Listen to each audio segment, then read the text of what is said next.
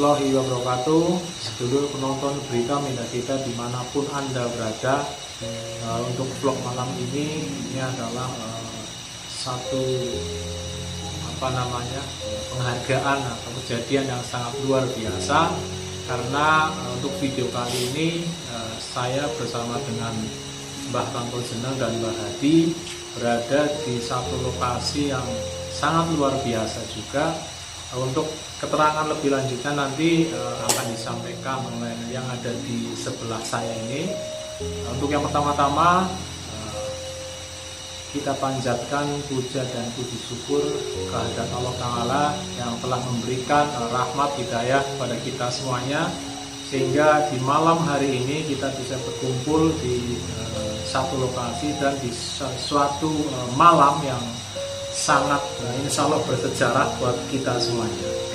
Sedulur penonton berita media kita dimanapun Anda berada, terima kasih kepada panjenengan semuanya karena sampai dengan saat ini masih setia menonton video-video dari kami.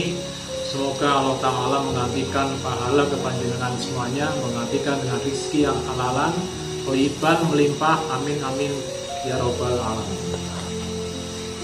Sedulur penonton berita media kita akan coba berkenalan dengan namanya, panggilannya apa ya? Bante. Nah, ini mohon maaf kalau nanti ada salah-salah kata dari kami, karena memang ini awal pertama kali. Nanti kita akan coba menanyakan kepada saudara kita, sesepuh kita atau tokoh kita, sering dipanggilnya itu Bante. Bante nanti itu apa artinya, terus apa yang mau disampaikan, nanti panjenengan bisa lihat, bisa ikuti videonya. Salamnya seperti ini ya, namo budaya gitu ya. Namo budaya. Jadi salamnya beliau itu seperti ini, namo budaya. Kalau muslim itu assalamualaikum. Kalau Bante ini namo budaya. Terus ada lagi kalau Nasrani itu salom salom gitu ya. Untuk selanjutnya kita akan coba berkenalan. Saya bisa seperti ini, bisa ya, namo budaya bisa itu ya. Jadi apa yang disampaikan nanti silakan ikuti terus videonya. Mbah Tangkul Jeneng mungkin mau menyampaikan sesuatu dulu buat nonton semuanya. Mbah Hadi. Jadi kita langsung ke tokoh utamanya. Monggo dipersilakan memperkenalkan diri, terus nanti menyampaikan apapun yang panjenengan yang ingin sampaikan buat saudara kita di luar sana. Namo budaya, selamat malam.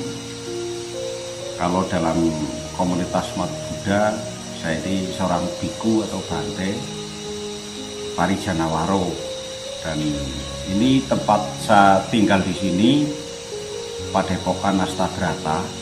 Sebetulnya Padepokan Astabrata ini terkenal dalam bahasa Sanskrit atau Jawa kuno, yang sebetulnya saya mengambil kalimat hasta itu adalah 8, berata adalah pelaku.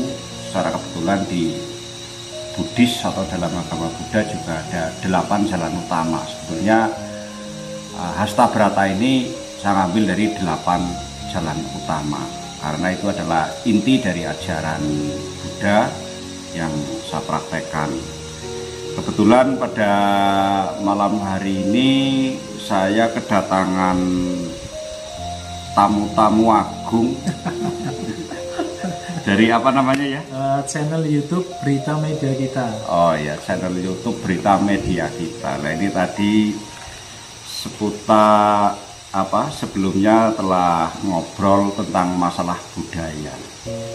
Sebetulnya saya sendiri itu bukan budayawan, juga bukan ahli sejarah. Cuman secara kebetulan teman-teman ini minta untuk saya mengomentari tentang masalah budaya. Budaya dan agama itu sebetulnya sangat-sangat berkaitan, karena dimana yang namanya agama kan berkembang sudah pasti harus menggunakan budaya, tetapi harus diingat bahwa budaya itu bisa tergradasi oleh zaman, oleh waktu, dan mungkin kebudayaan baru juga, sehingga kebudayaan lama itu akan tertinggalkan. Tetapi yang namanya agama dari asal usul kitab yang diajarkan itu sudah pasti tidak akan hilang, karena yang namanya agama akan selalu ada kajian dan ada pemurnian ajaran itu dari para praktisi-praktisinya.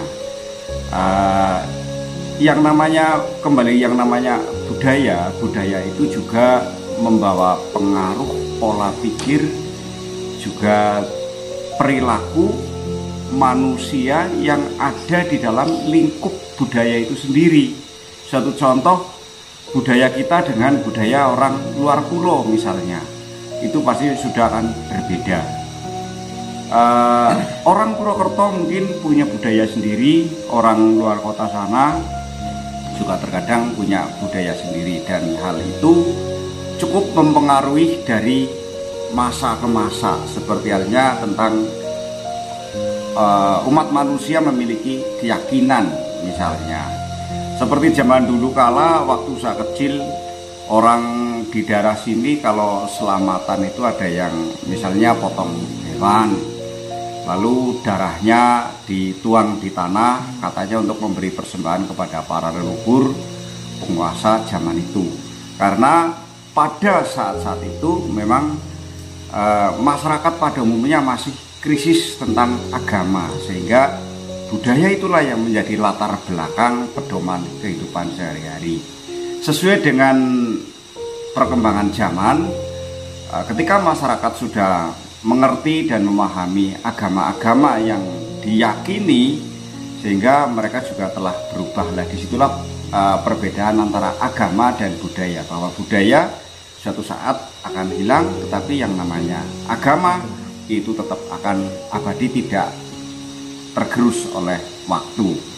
Ibu bapak semuanya, kalau kita cerita tentang adanya keyakinan baik budaya, mungkin kita yang ada di tanah Jawa ini juga pernah mendengar kalau zaman dahulu kala belum begitu banyak yang menganut agama-agama yang seperti sekarang.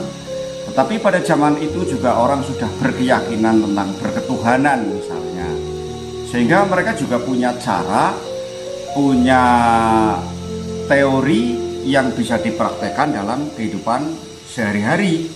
Sehingga pada zaman-zaman itu muncullah yang namanya kebudayaan itu menjadi landasan mereka pun memiliki keyakinan terhadap Sang Pencipta. Kita tahu bahwa di tanah Jawa ini berdasarkan sejarah yang ada, sebelum ada agama-agama seperti sekarang, dulu sudah ada kebudayaan yang diyakini mereka, lalu muncullah yang sekarang kita kenal dengan adanya situs-situs yang ada, bahwa itu adalah merupakan suatu bukti bahwa ada satu ajaran atau keyakinan yang pernah berkembang pada saat itu. Seperti contohnya di daerah lain ada yang namanya situs, mungkin Candi Semar, mungkin Candi Bima, Linggayoni, Ganesha, dan lain sebagainya. Itu pertanda bahwa pada saat itu adalah ada masa Hindu yang pernah berkembang. Setelah masa Hindu berkembang, diyakini pada saat itu kemudian masuklah ajaran Buddha, sehingga pada zaman Kerajaan Majapahit, agama Hindu dan Buddha ini berdasarkan sejarah pernah menjadi agama resmi di dalam kerajaan. Bahkan antara agama Hindu dan agama Buddha pernah juga berkolaborasi, sehingga di tanah Jawa ini muncul yang namanya Siwa Buddha, ada yang namanya Buddha Jawi, dan juga pernah muncul yang namanya Bhairawa Tantra yang diyakini pada zaman-zaman itu untuk memiliki kekuatan yang dahsyat.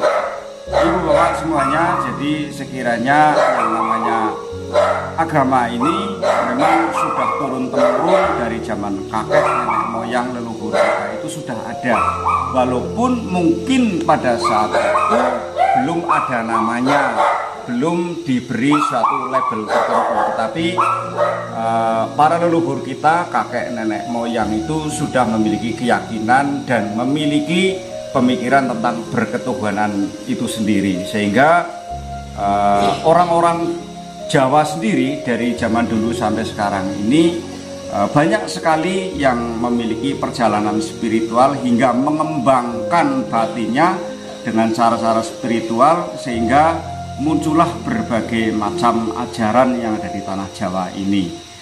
Sehingga ibu bapak semuanya sekiranya tidak perlu kaget atau terkejut kalau di tanah Jawa ini ada aneka ragam orang melakukan kegiatan seperti halnya ritual keagamaan atau keyakinan. Mungkin itu yang bisa kami sampaikan. Apa ada yang lain ditanyakan? Banyak. Monggo. Jadi sedulur, panjenengan sudah mendengarkan tadi seperti apa yang disampaikan oleh saudara kita Bante. Sangat luar biasa. Kalau saya menyampaikan banyak titik komanya, jadi beliau menyampaikan tidak ada koma, tidak ada titik. Itu bertanda bahwa beliau sangat menguasai apa yang disampaikan. Itu tadi sedikit tapi mengandung arti yang cukup banyak. Ini kita akan coba mengembangkan menurut apa yang saya ketahui. Boleh ya, izin ya? Boleh, monggo. Jadi setelah kita berkunjung ke lokasi tempat sampean ini lokasinya sangat luar biasa. Ini daerah mana ya, Mbak? Kemutuk Lor. Ini berada di Kemutuk Lor. Itu desa ya, Kecamatan Baturaden. Kalau arah dari jalan raya sana itu jalan raya apa namanya yang besar ya? Jalan Raya Baturaden. Jalan Raya Baturaden. Nanti ketika panjenengan ingin bersilaturahmi atau berkunjung ke lokasi Bante, silakan aja Jalan Raya Baturaden, tanya aja di situ nanti. Nanti tanya tempat kediamannya Bante. Satu Baturaden tahu semuanya. Ada tambahan sedikit, panjenengan tadi ini menggunakan apa namanya? Nun sewu yang dipakai panjenengan ini namanya apa ini yang dipakai untuk seperti ini? Sebetulnya yang saya pergunakan biasanya menggunakan jubah gulung, tapi ini karena darurat jadi saya hanya pakai syal saja ya. Ini sebetulnya karena syal ini warnanya memang disesuaikan dengan pakaian harian saya. Jubah ini warnanya kuning, jadi hanya sebatas penyesuaian saja lah sebetulnya. Tapi yang pakaian sebenarnya adalah jubah. Ya. Terus untuk apa namanya perjalanan spiritual panjenengan, tadi sebelum kita ambil videonya, beliau menyampaikan sudah sampai ke luar negeri sana, ada Thailand, ada Nepal, ada India. Itu adalah salah satu contoh perjalanan spiritual seorang Bante sampai bisa ke luar negeri sana. Kita akan coba seperti apa proses dari awalnya bisa sampai ke luar negeri. Monggo. Yeah. Jadi pada awalnya saya sebetulnya bukan penganut agama Buddha ya. Cuman pada tahun 2007 saya tertarik untuk mengikuti pendidikan calon biku, dan pada saat itu saya di Mojokerto, Jawa Timur, tepatnya di Mahawihara Mojopahit. Lalu tahun 2010 saya itu direkomendasi untuk ke Thailand.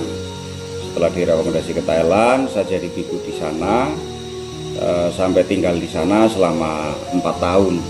Nah, selama perjalanan 4 tahun ini juga banyak sekali hal-hal yang saya kenang, baik dari guru saya ataupun lingkungan yang ada, juga perjalanan di sana, karena bagi saya di sana adalah ibaratnya rumah kedua dari Indonesia pada waktu saya lagi menekuni belajar di sana. Thailand di Thailand. Tetapi sebetulnya pada awal perjalanan saya untuk perjalanan spiritual ini tertarik dengan ilmu mistik sebetulnya.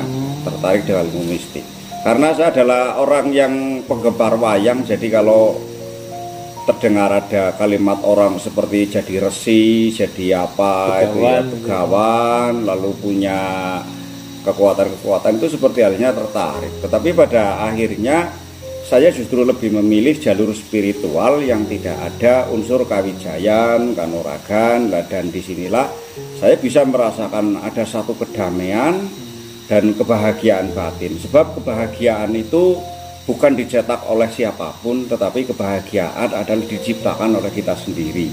Nah, dari perjalanan itu kurang lebih selama 13 tahun, dan akhirnya saya harus kembali lagi ke Motoklor ini dengan niat istilahnya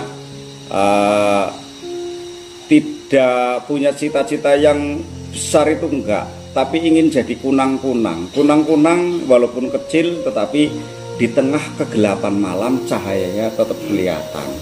Jadi walaupun mungkin sedikit atau kecil yang bisa saya lakukan, mudah-mudahan bisa untuk memberi manfaat terhadap orang banyak dan semua makhluk. Seperti itu. Luar biasa. Sampai apa namanya ya, ini memang ya saya bilang luar biasa.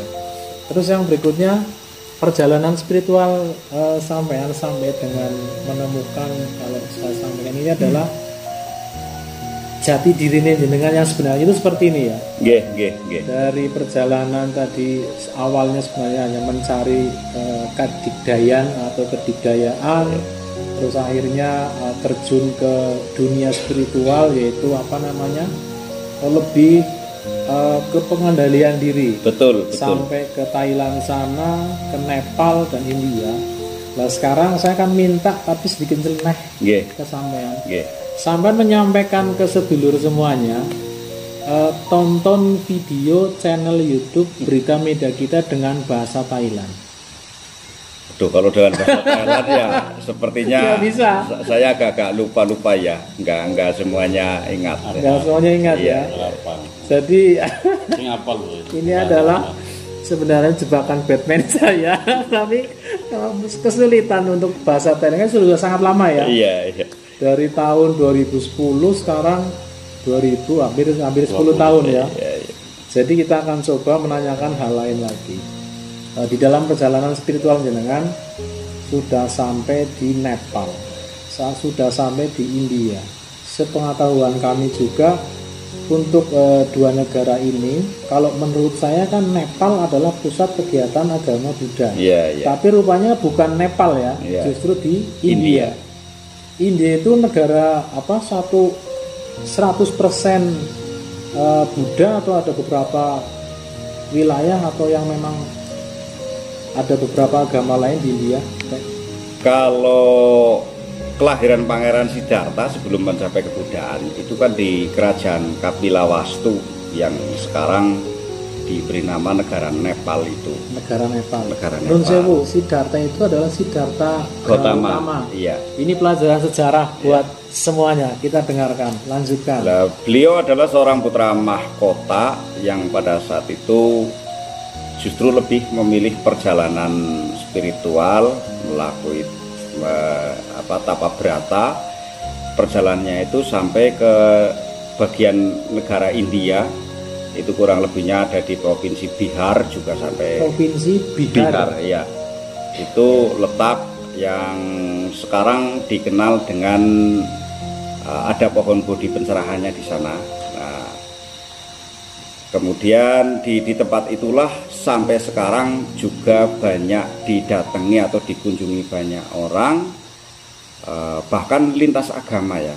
Saya melihat orang di India ini sebetulnya kan orangnya juga multi, artinya multi, agama Islam juga ada, agama Kristen juga ada, agama Hindu juga ada, dan bahkan agama Buddha pada saat ini juga bukan menjadi agama mayoritas ya, karena India ini justru mayoritasnya agama Hindu. Tetapi situs-situs agama Buddha di sana juga dihormati oleh saudara-saudara kita agama Hindu di sana. Tetapi yang paling perlu diingat, saya punya kenangan itu adalah Nalanda University. Jadi pada zaman kejayaan agama Buddha perguruan tinggi ya. Zaman kejayaan agama Buddha di India dulu, sebelum ada universitas, itu agama Buddha sudah mendirikan Universitas Nalanda. Dan yang paling terkenal di Indonesia adalah Balaputra Dewa, dan sekarang itu masih tercatat kisah perjalanannya di India itu Balaputra Dewa adalah putra atau pangeran dari kerajaan Sriwijaya. Dari kerajaan Sriwijaya, dan sehingga dari situlah pada zaman kerajaan Sriwijaya agama Buddha itu berkembang pesat juga, karena ada istilahnya seorang Balaputra Dewa itu yang pernah menggali pengetahuan di sana cukup lama, dan istilahnya kalau sekarang jadi mahasiswa di sana. Jadi sedulur, ketika nanti mungkin buat panjenengan semuanya, ini kan tadi menyampaikannya sudah sangat jelas. Untuk nanti ada yang ingin ditanyakan ulang, nanti ketika aja di kolom komentar, nanti kita akan sampaikan ulang ke Bante, nanti kita akan sampaikan lagi ke panjenengan, atau gimana prosesnya nanti. Terus yang berikutnya, Mbak Hadi ada yang mau tanyakan nggak? Cukup Mbak? Cukup. Jadi satu pesan lagi. Monggo. Apapun kita agamanya, inti dari hasil agama itu adalah ada di dalam lati, laku, lan pakarti. Lati itu ucapan, laku itu keimanan ibadah, pakarti itu adalah perilaku kehidupan sehari-hari. Jadi kalau ketiga-tiganya itu belum menyatu, artinya saya beragamanya ini juga belum masuk ke dalam hati. Kira-kira seperti itu. Untuk kalimat penutup, pesan yang paling menurut sampean itu harus dilaksanakan seluruh penonton semuanya. Kalau saya memberikan pesan terhadap semua penonton, jadilah manusia yang kritis. Artinya jangan mudah percaya dengan sesuatu yang kita belum mempelajari dan belum tahu. Bahwa kalau dalam konsep saya itu ehipasiko, datang dan membuktikan, itu yang akan menjadi kenikmatan dalam hidup. Luar biasa. Sedulur penonton berita media kita, demikian tadi kegiatan wawancara yang sangat luar biasa. Sebelum kita tutup, saya akan coba menanyakan satu kalimat lagi, atau meminta kepada saudara kita saudara kita Bante untuk menyampaikan pesan khusus, karena di negara kita ini kan adalah negara kesatuan Republik Indonesia yang tidak hanya beragama satu, tapi multi agama. Silakan menyampaikan untuk saudara kita warga negara Indonesia untuk lintas agama. Monggo. Ya, jadi seperti halnya yang saya anut, itu ada sebuah ayat. Wahai para biku, pergilah ke seluruh penjuru dunia, sebarkanlah kedamaian dan kebajikan. Karena itu akan membawa dampak yang positif, kebahagiaan bagi semua makhluk. Apalagi kita hidup di negara NKRI ini, hendaknya agama ini tidak menjadi satu kekuatan pribadinya untuk menjadi misah. Ya, jangan menjadi pemisah. Walaupun apapun agamanya, tetapi Indonesia selalu akan membutuhkan kita semuanya. Ingatlah bahwa negara Indonesia memang sudah merdeka 75 tahun. Kebetulan ini sudah merdeka 75 tahun. Tetapi perjuangan dan pengorbanan kita sebagai warga masyarakat akan selalu dinanti, akan selalu ditunggu untuk membuat bangsa dan negara kita ini menjadi lebih baik, lebih maju. Bahkan saya pernah mendengar apa yang pernah dikatakan oleh saudara-saudara kita, itu bahwa iman mencintai tanah air adalah bagian daripada iman. Sama seperti halnya saya juga mengambil cuplikan dari sertifikat Asoka. Itu bagaimana cara membuat warga negara yang baik. Warga negara yang baik adalah tunduk patuh terhadap raja maupun hukum yang sah. Nah, Indonesia ini adalah negara yang memiliki aturan hukum dan juga memiliki penguasanya, sehingga kita seyogianya ikut dan mematuhi apa yang buat aturan oleh negara kita sendiri, sekiranya seperti itu. Untuk penutupnya, nanti kita ada tagline kita itu adalah berita media kita ketemu maning balik maning, gitu ya. Nanti kita akan sebutkan 2 kali secara bersama-sama, sedikit kerasnya Bapak. Berita media kita ketemu maning balik maning. Berita media kita ketemu maning balik maning. Kaya. Sedulur penonton berita media kita, sekian vlog untuk malam ini. Apabila kami ada salah-salah kata, kami mohon maaf yang sebesar-besarnya. Terus doakan kami, terus dukung kami agar channel kami bermanfaat buat semuanya. Akhirul kalam, wabillahi taufiq wal hidayah. Wassalamualaikum warahmatullahi wabarakatuh. Namo Buddhaya.